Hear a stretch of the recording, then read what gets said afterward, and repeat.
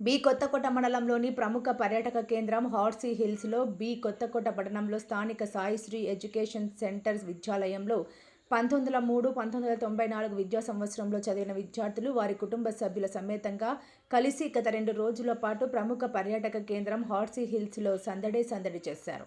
ఒకే పాఠశాలలో 10వ తరగతి వరకు కలిసి చదివిన తోటి విద్యార్థులు ఎంతో ఘనంగా పూర్వ విద్యార్థుల ఆత్మీయ సమ్మేళన సమావేశాన్ని ప్రతి ఏడాదిలాగే ఈ ఏడాది కూడా ఎంతో ఘనంగా సందడి చేస్తూ ఆత్మీయ సమ్మేళన సమావేశంలో 2 రోజుల పాటు ఘనంగా జరుపుకునే విధంగా ఏర్పాటు చేసుకున్నారు.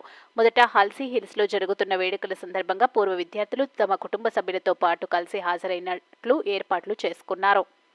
ఈ సందర్భంగా పూర్వ విద్యార్థులు పలకరిస్తూ ఒకే పాఠశాలలో 10వ తరగతి సుబ్బిరెడ్డిలకు పూర్వ విద్యార్థులు కొత్తకోట కేకే ఆప్టికల్స్ షాప్ యాజమాని కాదర్వలి నిజాం బేక్ కాచుపల్లి శంకర్రెడ్డి శాల్వతో ఘనంగా బొమ్మసాని రాజా భూదేవి మేడా రఘు మురళి జిన్నా గణేష్ కలిసి సన్మానం చేశారు. పూర్వ విద్యార్థుల సమ్మేళన సమావేశంలో ఆ దేవుని ఆశీస్సులు ఉండాలని, అందరికీ మంచి జరగాలని, అదేవిధంగా సమాజానికి సేవ చేసే గుణం ప్రసాదించాలని కోరుతూ జాతీయ గీతం పాటతో విద్యార్థులు సమావేశాన్ని ముగించారు.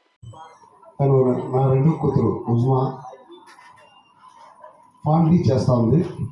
లాస్ట్ కొడుకు కోల్కార్ ఆహిల్, చిన్న కేకే చూడవాలి.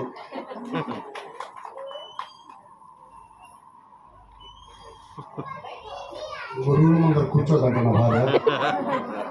ఓకే, నిన్నటి నుంచి అందరూ సక్సెస్ గురించి చెప్పినారు, ఫెయిల్యూర్ అయిన వాళ్ళు చెప్పినారు. కాకపోతే నా లైఫ్ సక్సెస్ ఫెయిల్యూర్ నాకే అర్థం కాకుండా ఉంది. ఒకటి చూడని హైఫై లేదు, చూడని లో క్లాస్ లేదు, అన్నీ చూసేసినాను.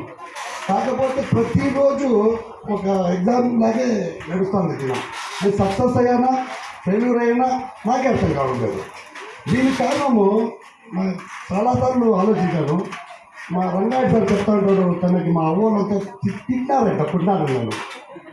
నా మనోడుని నువ్వు కొడతావా, నా మనోడు లేనోడా, వైలాకలో నా మనోడు పుట్టినప్పుడే వాడికి 7 ఇండ్లు పెట్టానని అంత సార్ తెలుసు. 7 ఇండ్లు నేను పుట్టినప్పుడు మా పెద్దోళ్ళు పెట్టారంట, అవి ఎక్కడ పోయారో తెలీదు. వాస్తవం అదే. నేను పుట్టుతూనే మంచి ఫ్యామిలీలో గొప్పగా ధనంలో పుట్టాను.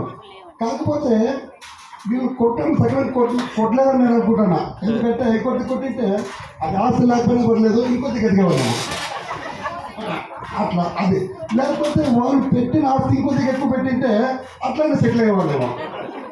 ఆస్తులు పెట్టినారు, వాళ్ళే కలిగించేస్తారు, అదొక మైనస్ అయింది. మీరు కొట్టినారు సగం కొట్టలేదు, అది మీడియాలో రాపెట్టాను.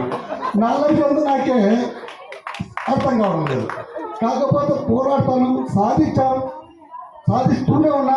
నేను ఎంత సాధించానో నాకే అర్థం కాదు. ఈ రోజుకి నా లైఫ్ వాస్తవంగా చెప్తాను, నేను సెటిల్ అయినానని బాగానే సెటిల్ అయినాను.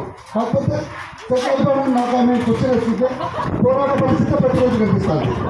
దినదిన కన్నా ఉన్నట్టు ఉంది, కానీ ఫుల్ఫిల్ అయితే ఎప్పుడు చేస్తానో నాకు అర్థం. అలాంటి వాళ్ళు మా మిత్రుడు రఘు, ఇంకా కొంతమంది ఉన్నారు. కొంతమంది చెప్పలేకపోవచ్చు, నేనైతే ఓపెన్గా చెప్పేస్తున్నాను.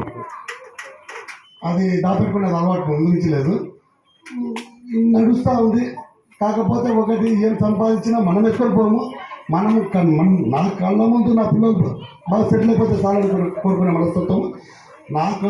అందరికంటే అదృష్టం అవుతుంది ఈ గ్రూప్లో. నేను ఎప్పుడు గర్వంగా చెప్పుకుంటాను.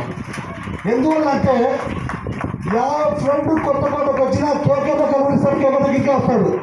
ఆ ఒక పుణ్యము నాకు తెలుపుతాను. దానివల్ల నాకు నిజంగా నేను ఆరోగ్యము ఇంకొద్దిగా నా సంతోషము రెట్టింపు అవుతుంది, నా ఆరోగ్యం ఇంకొద్ది బలపడుతుంది.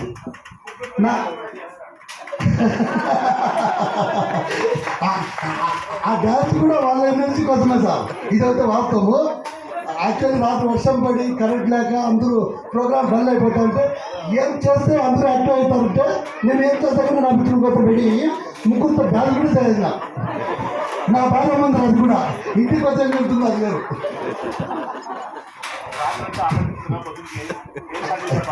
అది ఇంకోటి ఏం చేసినా ముందరే చేస్తాను. తన వెనకాల ఎలాంటి తప్పు చేయను, అది ఖచ్చితంగా ముందరే ఒప్పుకుంటాను కూడా. మంచి భార్య దొరికింది, మంచి పిల్లలు, వాళ్ళు లైఫ్ సెటిల్ అయిపోతే చాలు. నేను ఆస్తిపాస్తుల కంటే వాళ్ళు లైఫ్ సెటిల్ చేస్తే అదే ఈ జీవితానికి చాలనుకుంటున్నా. కాకపోతే ఎవరికి దొరికింది నాకు ఒక మిత్ర బంధం, మంచి నా ప్రాణం లాంటి మిత్రులు దొరికినారు. ఇది గర్వంగా చెప్పాలను. నేను ఫోన్ ఎవరు ఫోన్ చేస్తే కదా ఇక్కడ వెళ్తుంటాను నేను చెప్పను, కానీ నేను కన్నా మెసేజ్ పెట్టినా, నేను కన్నా ఫోన్ చేస్తే నా గ్రూప్ అలచడే. ఇది గర్వంగా చెప్తాను. ఇది ఎందువల్ల అంటే ఇది ఫ్రెండ్స్ గ్రూప్ కాలాగా ఏ రోజు బాధించలేదు. నేను ఎప్పుడు మెసేజ్ చేసినా మన గ్రూప్ బ్రాకెట్లో కుటుంబం అని పెడతాను. ప్రతి ఒక్క మిత్రుడికి తెలుసు ఇక్కడ, ఎందుకంటే ఈ గ్రూప్ని కుటుంబంలో చూసుకుంటున్నా నేను. ఇంతకు మించి పెద్దగా చెప్పుకోవాలి నాకేం లేవు, అందరికీ తెలిసిందే పేరు. ఇంకా మిత్రులు ఉన్నారు. కార్యక్రమాన్ని ముగిస్తున్నాను. Thank you so much.